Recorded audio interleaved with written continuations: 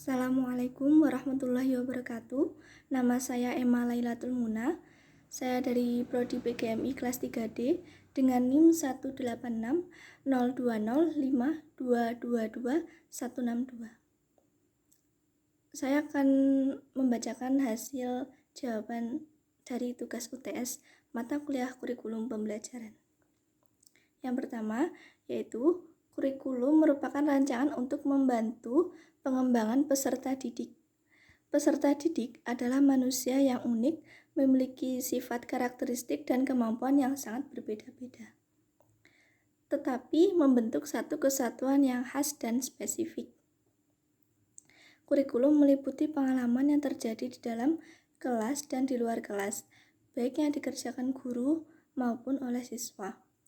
Oleh karena itu, kurikulum memiliki makna yang luas, yaitu sebagai rancangan pendidikan siswa dan semua pengalaman belajar yang diperoleh siswa terkait sebagai dan arahan bimbingan dari sekolah serta dipertanggungjawabkan oleh sekolah.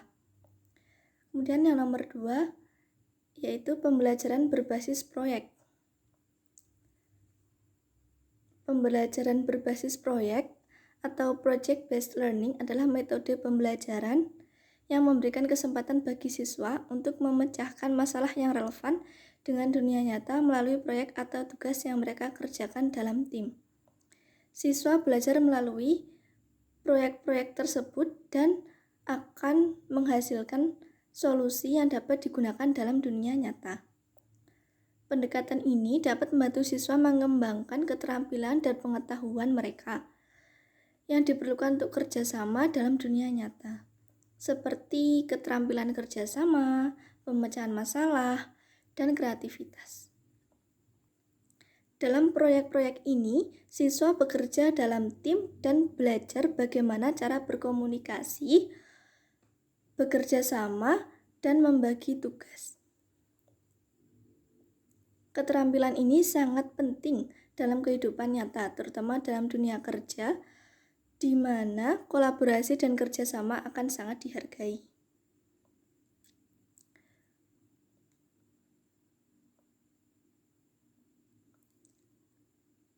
Kemudian yang ketiga, yaitu pembelajaran di kelas dapat dibuat lebih menyenangkan dengan menerapkan inovasi pembelajaran yang didorong oleh kehadiran teknologi. Pada era digitalisasi saat ini, hampir semua akses informasi dan materi dapat ditemukan di dunia maya, baik mengakses sebuah laman maupun sebuah aplikasi. Kemendikbudristek sangat menyadari kebutuhan saat ini, karena dengan memanfaatkan teknologi dapat menjangkau serta distribusi kebijakan lebih luas, serta optimalisasi implementasi kurikulum merdeka.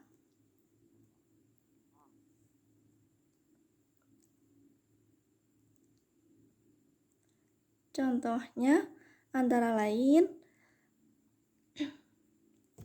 pengetahuan dasar tentang teknologi komputer, seperti cara kerja komputer dan penggunaannya. Yang kedua, keterampilan mengoperasikan peralatan komputer yang dapat menunjang pembelajarannya, misalnya memformat pesan, mencetak dokumen, menggunakan berbagai peralatan pendukung lainnya seperti LCD. Kemudian, keterampilan menggunakan saran-saran produktivitas atau program aplikasi seperti Microsoft Word, word processing, database, spreadsheet, graphics, and desktop. Selanjutnya, keterampilan menggunakan aplikasi perangkat. Keterampilan menggunakan aplikasi perangkat lunak di dalam pembelajaran sangat penting. Misalnya, guru harus dapat menggambarkan model aplikasi perangkat lunak dengan model pembelajaran multimedia antara latihan dan praktek, tutorial, simulasi, dan permainan. Yang terakhir, keterampilan mengelola aplikasi.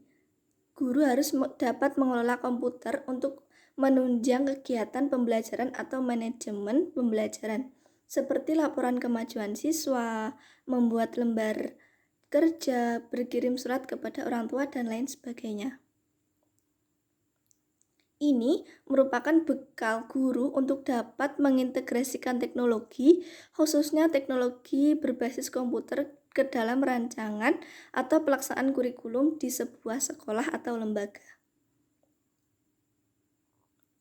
Kemudian yang nomor 4 yaitu evaluasi kurikulum merupakan kegiatan yang dilakukan dalam rangka menilai sebuah kegiatan yang ada pada kurikulum. Evaluasi dalam penerapan kurikulum di lingkungan sekolah sangat penting. Dilakukan karena berguna untuk mengetahui perkembangan lingkungan sekolah dengan adanya penerapan kurikulum saat ini. Menentukan tingkat keberhasilan dan kegagalan suatu kurikulum, serta faktor-faktor yang berkontribusi dalam suatu lingkungan tertentu. Selain itu juga dapat melakukan contohnya. Contohnya yaitu melakukan ulasan kembali mengenai materi belajar dan hal yang telah dipelajari sebelumnya. Kegiatan tersebut biasanya dilakukan secara mandiri. Hal tersebut dapat dilakukan dengan membaca dari awal semua catatan yang berkaitan atau berhubungan dan kemudian memahami dan mencatat poin-poin terpenting dari bacaan tersebut. Kemudian yang terakhir, nomor 5, yaitu hal yang perlu dipersiapkan oleh guru sebelum penilaian dilakukan adalah menetapkan KKM dan menyiapkan instrumen penilaian.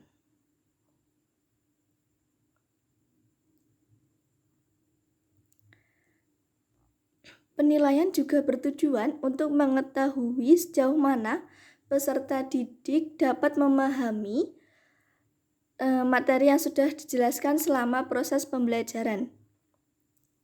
Hasil penilaian tersebut dijadikan evaluasi guru untuk meningkatkan kemampuan anak, sehingga siswa dapat memenuhi standar kompetensi lulusan atau yang biasa disebut dengan SKL. Guru harus memiliki kemampuan dan keterampilan dalam menilai siswa apakah proses pembelajaran yang dilakukan cukup efektif atau tidak. Contohnya adalah menyusun kebijakan penilaian sebagai patokan dalam melakukan penilaian. Selanjutnya, beritahu siswa kebijakan penilaian yang telah Anda susun. Kemudian menyiapkan catatan penilaian yang lengkap dan akurat. Yang terakhir, membuat grafik distribusi penilaian. Lakukan hal tersebut dengan konsisten dan bijak. Cukup sekian dari saya. Apabila ada kurang lebihnya saya mohon maaf. Wassalamualaikum warahmatullahi wabarakatuh.